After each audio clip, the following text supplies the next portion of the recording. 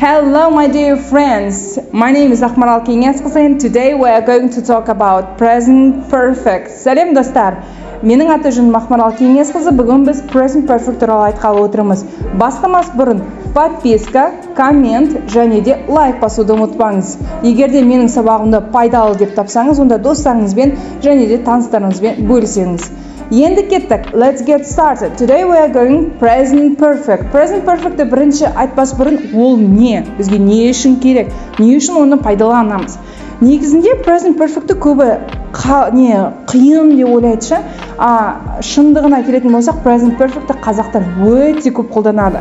Себебі present perfect'ті біз көз алдыңызға мақтаншақ адамды елестетуіңіз керексіз. Егер де сіз өзіңіздің өміріңіздегі болып жатқан тәжірибені немесе істеген затыңызды, аяқтап болған затыңызды айтатын болсаңыз, яғни аяқталған іс-әрекет, істеген затыңыз, яғни ол қашан істелінгені маңызды емес, бірақ істегені маңызды, істелінгені, Сосын үшіншісі бұл сіздің тәжірибеңіз. Яғни осы үшеуін мақтап сіз тұрып айтатын болсаңыз, мысалы, мен ыдыс-жуып болдым, мен ерте ояндым, немесе мен деген Қайрат Нұртаспен кездестім, мен деген осындай атақты киноларда түстім, мен Абай жолын оқыдым деген сияқты, яғни мақтанып тұрған айтқан нәрсенің бәрі осы present perfect-пен айтады. Түсінікті ғой, не үшін қолданамыз? Есіңізге қайтып айтыңыз, не үшін қолданамыз? Мақтансаңыз, present perfect-ті қорықпай қолдана беріңіз. Енді кеттік. Сөйлемді қалай қолданамыз енді? Есіңізде сақтаңыз, осы жаңа айттым, істелінгені маңызды, бірақ ешқашанда уақыт маңызды емес бұнда. Яғни қашан істегенімізді айтпаймыз, тек істегенімізді айтамыз, окей? Let's deal. Окей. Енді бізде структура, біз қалай емесейміз? Біріншісі бізде болады subject. Subject бұл кімне? Яғни мен, сен, сенің досың, әкең, шешең, Нұрсәуле, Айдос, яғни кім не деген сұраққа жауап беретін кетеді. Келесі бұл subject plus have, has. Have және де has. Have-ті біз деген, егер де I, you, we, they тұрса, немесе көп адам тұратын болса, біз онда have-ті қолданамыз. Has үшінші жақтағы бір адамға қолданамыз. He, she, it, Нұрсәуле, Айдос, Арман деген сияқты да. She has, Арман has, Нұрсәуле has, my mom has деп кетеді. Келесі осы have, has-дан кейін бізде verb, егер де дұрыс етістік болатын болса, оған иде жалғаймыз. Бұрыс етістік болса, оның үшінші формасы. Үшінші формасы дегеніміз, біз білеміз ғой, етістік regular and irregular деп бөлінеді. Сондағы таблицадағы үшінші тұрған колонка бар ғой, бағаны, сондағы тұрған етістіктерді пайдаланамыз. Енді кеттік, практика істеп, қалай істейміз?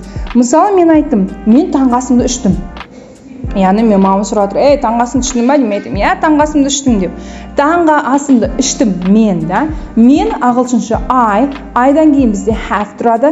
Енді таңғы ас ішу ағылшынша болады have breakfast. Have breakfast бұл етістік, мына have-қа ешқандай да қатысы жоқ. Have breakfast бөлек. Яғни have дегеннің біз үшінші формасын аламыз. Have біздің үшінші формасы have, had, had.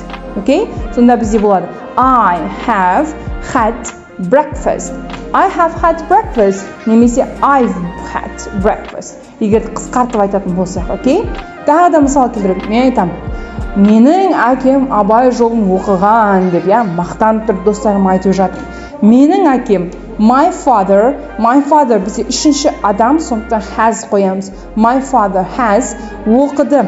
Оқу ағылшынша read-дің үшінші үш формасы былай болады. Read, read. Окей? Read, read. Қараңыз, жазылуы бірдей, бірақ оқылуы әртүрлі. Read, read. Сонда болады. My father has read Абай жолы. My father has read Абай жолы. Мақтанып тұрмын мен сіздерге. Келесі, менің өмірімдегі опыт тәжірибені айтатын болсам. Мен мысалы айтайын, мен Америкаға 5 рет бардым деп айтқым келеді. Мен тұрам, қараңыздар. Мен I have бардым, мына жерде go болу керек, бірақ I have gone, ол мен кетіп қалдым деген мағынаны береді. Сондықтан мен мұндай мағынаны қолданамын. I have been, яғни болдым Америкада.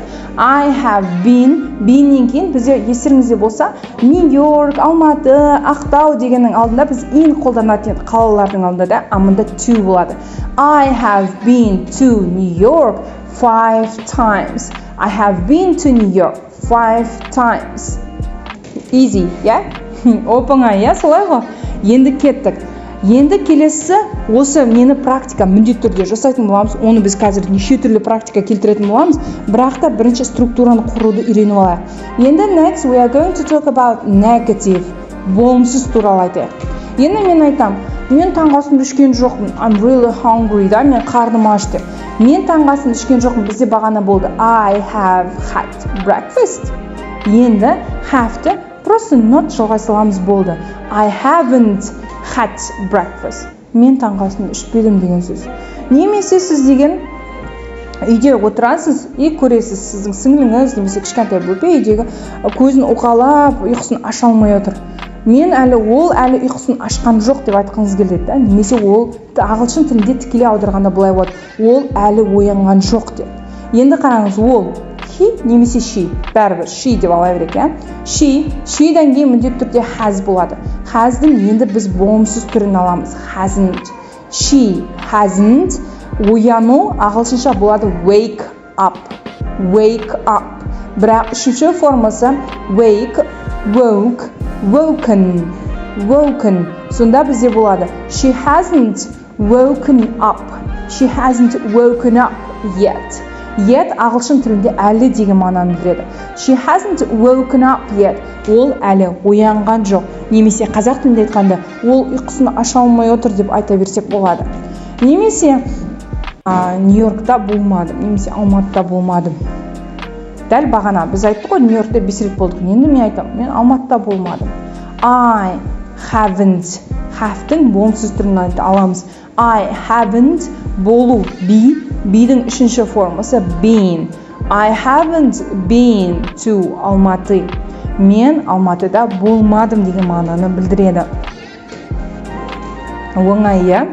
Енді сіз осы жерде кішкене практика видеоны тоқтатыңыз да кішкене практика келтіріңіз. Яғни сіз не істемедіңіз өміріңізде?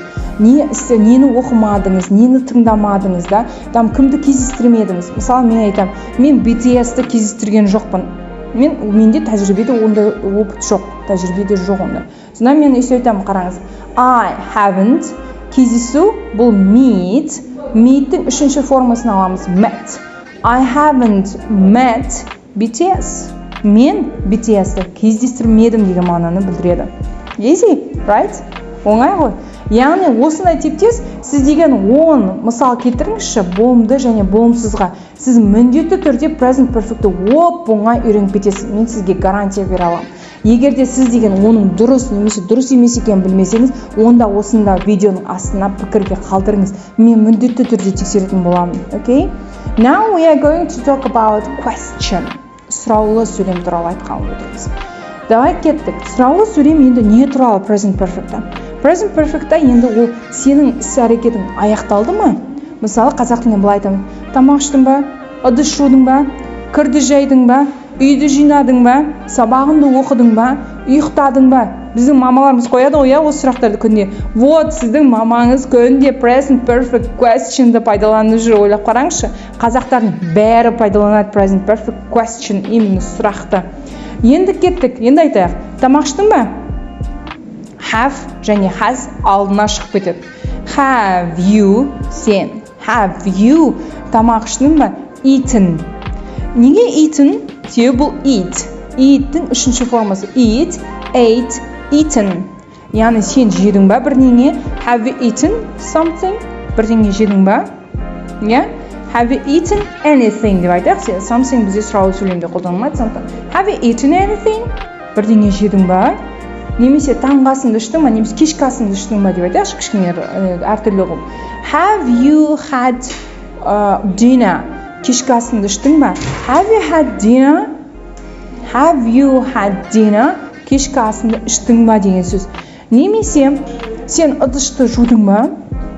Have you ыдысты жуу болады do the washing up. Жазбаңыздар.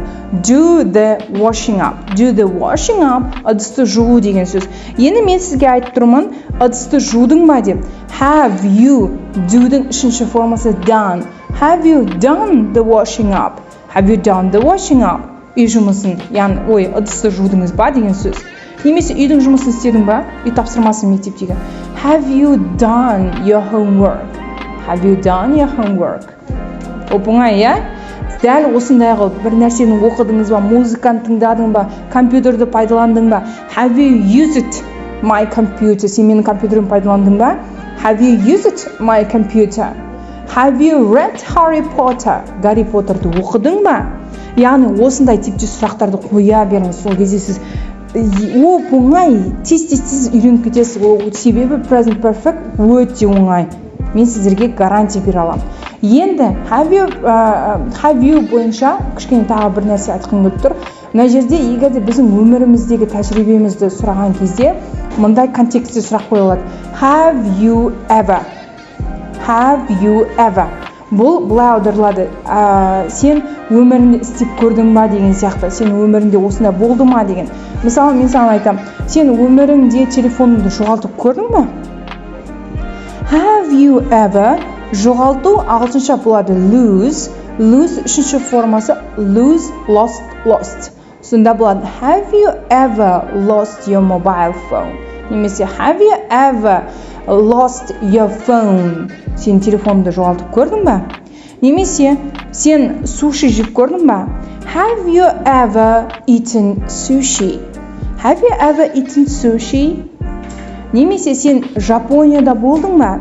Have you ever been to Japan? Have you ever been to Japan? Жапонияда болдың ба деген мағынаны білдіреді.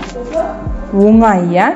Енді қазір біз present perfect'та кездесетін time markers. Time markers бұл уақыт көрсеткіші деген сөз. Уақыт көрсеткіштерін пайдаланатын боламыз. Енді бағана мен айттым, уақыт бізде қолданылмайды деп, бірақ та present perfect'тің өзінің осы шақта болып жатырған, яғни present perfect'тің аяқталған екенін көрсететін өзінің time markers уақыт көрсеткіштері бар. Ол қандай сөздер? First word is just. Just аударылады осы жаңа деген мағынаны білдіреді. Мысалы, мен айтам, мен осы жаңа аяқтадым. I have just finished. Мен осы жаңа аяқтадым деген мағынаны білдіреді. Немесе келесі сөз already. Әлде қайда деген мағынаны білдіреді. Мен әлде қайда үй жұмысын істеп тастағам. Мен әлде қайда тамақ ішіп алғам. Мен әлде қайда киініп алғам. Давайте мен әлде қайда киініп алғам дегенді айтайын да. I have already киіну былай айтуға болады. Dress up деп айтуға болады. Немесе get dressed деп айтуға болады. Давайте get dressed деп айтайық да. I have already get'тің үшінші формасы got. I have already got dressed. Мен әлде қайда киініп қойғам деген мағынаны білдіреді. Келесі сөзіміз бұл yet. Yet аударылады әлі. Бұл бізде болымсыз және сұраулы сөйлемде болады. Себебі мен әлі істемедім, мен әлі оқымадым деген. Yet міндетті түрде сөйлемнің соңында кездеседі, ұмытпаймыз. Келесі сөз before. Before бұрын.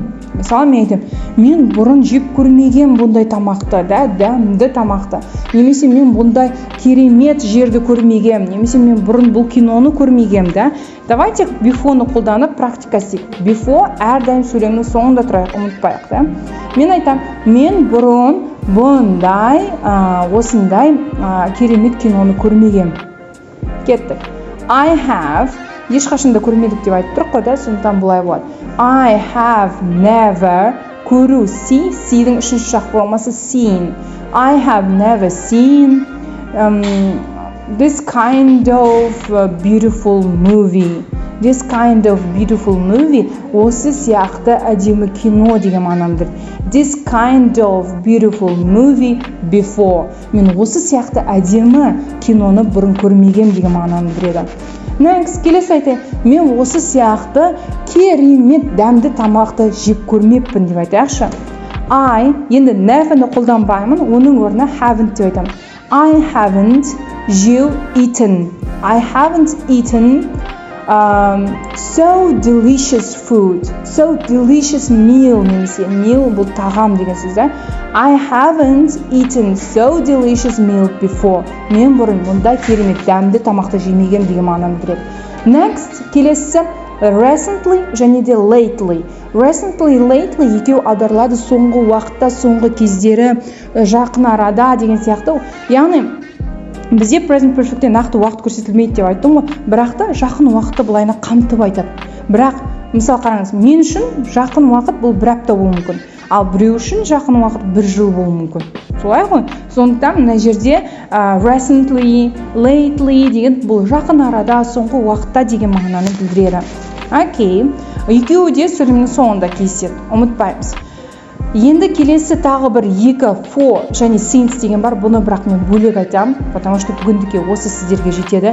Міндетті түрде осы видеоның астында маған өзіңізді түсінгеніңізді, қандай сөйлем айта аласыз, немен өзіңіздің өміріңізде мақтана аласыз, соның бәрін көрсетіп маған міндетті түрде комментарийда қалдырыңыз.